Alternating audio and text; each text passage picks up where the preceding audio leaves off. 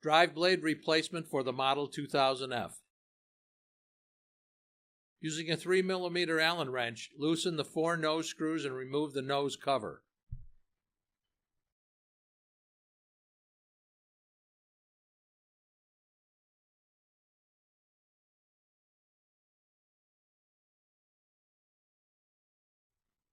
Using the 3mm Allen wrench, remove the 4 cap screws and set cap with gasket aside.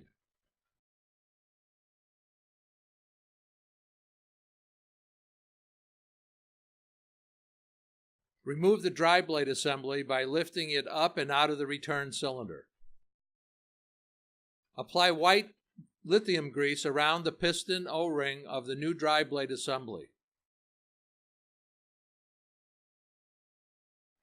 Insert the new drive blade assembly into the cylinder sleeve with the raised notch facing up. Turn the nailer around and push the drive blade assembly through the joint guide. Align cap gasket and cap using the 3mm Allen wrench. Install the 4 cap screws.